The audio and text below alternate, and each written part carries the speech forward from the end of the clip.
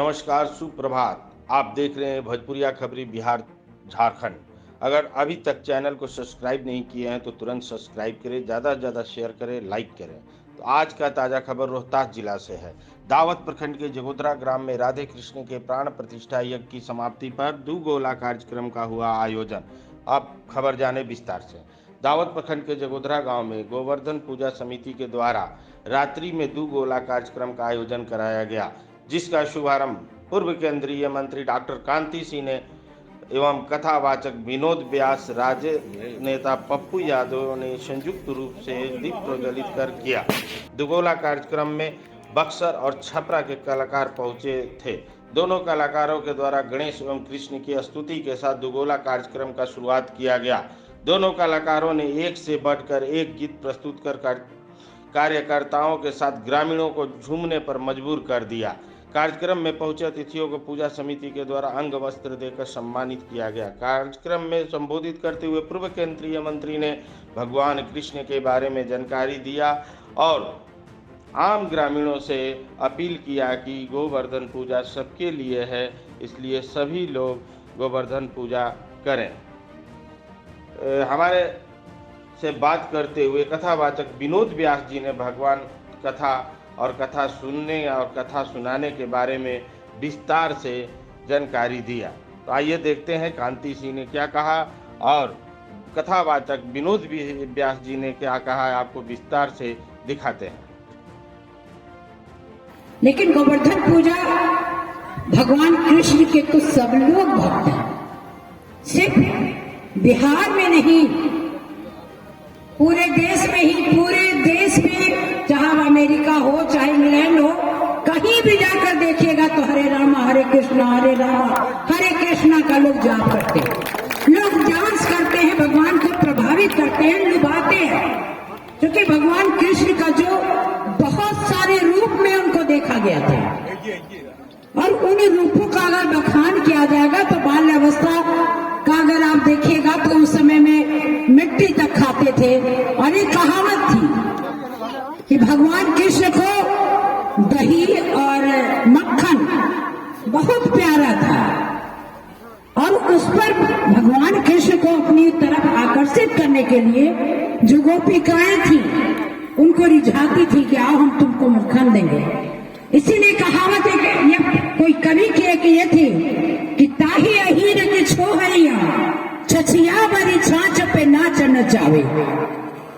तो ऐसी है उनकी लीलाएं, बहुत सारी अपरंपार है और उन्होंने ये तो जरूर बताया था कि जो समाज के प्रति जो अन्याय करेगा, जो लोगों के बीच में वैमनस्यता फैलाएगा, जो ऊंच नीच का भेदभाव करेगा, तो उस अन्याय के प्रति हम लड़ने के लिए खड़े हैं। और कहावत होती थी कि गोवर्धन पहाड़ अपनी तर्जनी पर उन्होंने उठाने का काम किया था, क्योंकि कहावत है कि भगवान इंद्र ने बहुत सा। आप बताएं कि भागवत कथा का महात्म्य क्या है? पहले तो मैं रफ्तार मीडिया को हार्दिक स्वागत करता हूँ और धन्यवाद भी आप सबको मैं देता हूँ। भागवत एक भगवान का स्वरूप माना जाता है। धर्म इष्टम धनम निधाम यज्ञ भागवतम दक्षिणा ज्ञान संदेश प्रणाम परम। धर्म ही हमारा सर्वश्रेष्ठ धन। बोले हमारे यहाँ के बुद्ध जी माताएं बहने बुजुर्ग लोग कहा करते थे, बाबू धर्म में रही तो धन हो जाए। इसलिए कहने का अर्थ है कि इसका मतलब धन से भी बड़ा संपत्ति हमारा धर्म है, तो धर्म ही हमारा सब सर्वश्रेष्ठ धन है। यज्ञ भागवतम और यज्ञ माने दो तरह का यज्ञ होता है। एक यज्ञ माने कल्याण होता है, जैसे संत महात्मा अपने तप के द्वारा, ज्ञानी अपने ज्ञान के द्वारा, योगी अपने योग के द्वारा और गृहस्थ अपने धन के द्वारा यज्ञ करते हैं, मानव कल्याण हेतु कार्य करते हैं, यज्ञ भागवतम। और दूसरी यज्ञ माने संसार भी होता है, तो यह संसार जो है परमात्मा का एक स्वरूप भी है। भगवान सिया राम में सब जगह जाना, भगवान जो है संसार का स्वरूप भी है, इसलिए यज्ञ भागवतम दक्षिणा ज्ञान संदेश। और जो भागवत जहाँ तक सुनने की बात है तो भागवत सुनने वाले जब तक कथा को श्रवण किए और श्रवण करके जब तक अपने जीवन में उतारते नहीं, दक्षिणा ज्ञान जो इस कथा के माध्यम से जो हमें ज्ञान मिलता है उसको जब तक हम अपने जीवन में उतारते नहीं तब तक दूसरा कोई दक्षिणा हो ही नहीं सकता। दक्षिणा कोई सोचता है कि हम धन दौलत पैसा दे देंगे और दक्षिणा, सच्चा दक्षिणा वह नहीं है।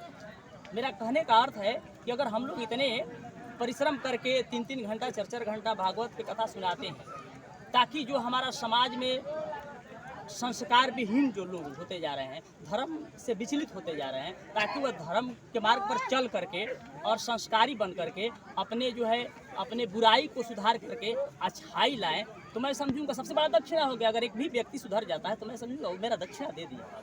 दक्षिणा ज्ञान सन प्रणाम परम बलम, और योग क्रिया ही सर्वश्रेष्ठ बल।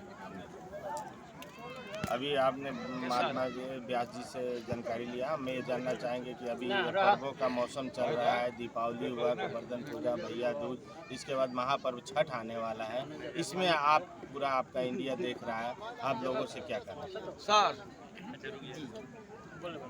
दिवाली तो दीप तो हमारा जो भी था, यह जो प्रकाश के और प्रकाश जो है ज्ञान का, इस प्रकार हम प्रकृति को उजाला करने के लिए दीप चलाते हैं। उसी प्रकार हमें अपने अंतर आत्मा को उजाला करने के लिए ज्ञान रूपी प्रकाश की आवश्यकता है, और ज्ञान रूपी प्रकाश को जलाने के लिए किसी संत के सानिध्य में रह करके सत्संग की आवश्यकता है। गोवर्धन पूजा जहाँ तक बात है, तो गोवर्धन पूजा जो हमारे समाज में कुछ कमियाँ थी, इसको दूर करने के लिए भगवान श्री कृष्ण ने, जैसे मान लीजिए अंधविश्वास में किसी का पूजन कर, लोग इस चीज़ को नहीं समझते थे कि ईश्वर कोई और होता है, वह इंद्र को ही ईश्वर मान लेते थे, और लोगों का विचार आया कि हम लोग इंद्र का पूजन करेंगे।